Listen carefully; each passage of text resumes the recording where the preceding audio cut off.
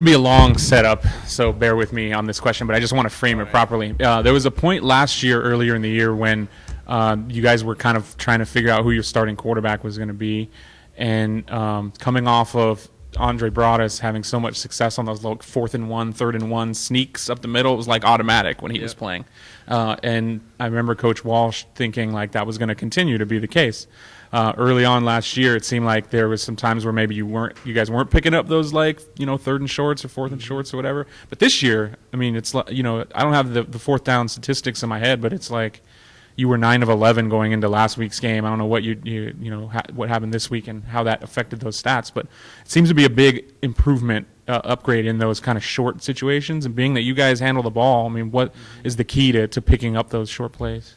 Yeah, just was it 3 years ago, watching from the sidelines, I think our 4th down efficiency was almost right up there near 100%, which is pretty impressive because as a team we go for a 4th down a lot. At any time it comes down to 4th and a yard or two, I don't even look for the punt team to come on. It's more of, all right, what play we run in for they get the 1st down. It's become part of the offense. But last year we did struggle a little bit. Our 4th down efficiency definitely dropped a little bit. But I think this year, just as the O-line is a little bit meshed together, we really got an understanding of the 4th down. We got to get 1 yard. We're going to fight for it, not give up any ground to keep the drive going. So I think it's just been an overall commitment to getting the 1 yard when we need it, and that's really helped us continue drives and get points on the board as we've been putting up a lot of yards over the past few games. Yeah, anything particular going on with you and Chris's relationship and why that works so well and getting those sneaks? I mean, definitely the center QB relationship's one that develops over time, just the number of snaps. And lately it's been in the past. Last year there was a little bit of Chris would get hurt, Dan would come in, so there's a little uncertainty QB position. But since Chris has been playing, he's played well and solidified the starting spot, so we've been able to get in a rhythm together. And I think that's definitely helped. So he understands my tendencies, I know his, so that definitely helps when it comes to the crucial snaps to get that extra yard. Yeah, well, without telegraphing, to other team what when you're snapping it or how things go or what the key is, but what is sort of the I mean, is it do you just know what each other are thinking at this point, or is there a key to sort of between the QB and the snap and how that works in those spots? I mean, there are definitely tendencies regarding where he likes the ball, is tendencies, because each quarterback is different in practice. Snapping it to Dano or Chris or Grant, there's definitely, it feels a little different. So you just end up getting used to it, knowing what the quarterback likes, and it's really just almost the bond, or just used to it. And I guess this year, especially since we've had so much time together, this is the 18th game, I think he said, starting. So just the experience, I think, has helped a lot, just being comfortable and getting the snap up there just right. Yeah, we found out after the game that Chris is the first quarterback to run, pass, and catch a TD in the same game in Cal Poly Division I history. When did you guys figure that out as players, that was the distinction? Right now.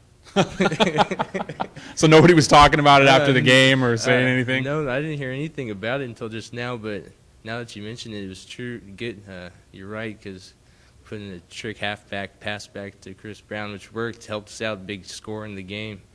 Which we had to help us because our offense was struggling a bit last week, so some of those big plays really allowed us to keep the drives going and get some points on the board. Yeah, anything particular in your estimation about Chris and his athleticism and why he's able to, be so versatile in that way? I mean, honestly, he keeps impressing me every week. Every week, just you see the hits he takes and he keeps getting up. He's one tough guy, and a lot of I think the commitment to getting all those first downs you mentioned earlier is Chris's nose. Just if 1 yard, he's getting it no matter what hit he takes, and in a lot of the plays too, he's got some wheels too. So when he gets out in the open space, he can leave some of the defenders in the dust, and it's fun to watch. So where are you from, and why did you choose Cal Poly, and how do you like it here? I'm originally from the Sacramento area, Folsom High School. I learned mostly about Cal Poly because my sister went here. She's 2 years older than me. She was a architecture major, so I didn't know too much about Cal Poly until she started her college search, and we took some tours down here, and I kind of liked the area. And then as just my high school career, in football went, started looking at schools, seeing if there's an opportunity to continue playing. And I felt Cal Poly was a school where I'd be able to compete for a position, play, have fun, and also get a good education along the way. What are you studying? Mechanical engineering. Does your sister come to the games? Unfortunately, this year she just got a job up in the Bay Area, so she's working. She hasn't been able to make it down here too much for games, but I think we're heading up to Sacramento, so I'm pretty sure she's going to make the game this weekend. But when she was here, she'd come to all the games. She's a big football fan. 2 wins, 3 in one of the last 4 games.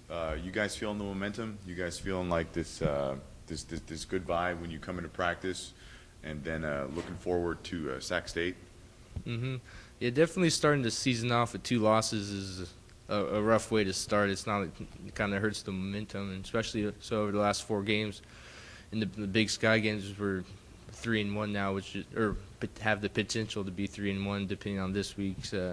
We're definitely getting the momentum back. We're finally 3-3, hit the 500 mark, which is nice because you never want to be below that. So hopefully we'll have a chance to get a good win this weekend, so we can become 3-1 and still have a good chance for the running in the Big Sky as we head into 2 tough Montana State games. What does Sac State do well? They're definitely pretty athletic. On the D-line, they got some big guys up front.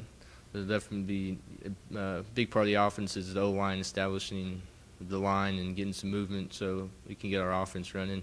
They also, their offense too, they have been putting up pretty gaudy numbers over the last few weeks, so we got to put up a lot of points to match that and get some help from our defense.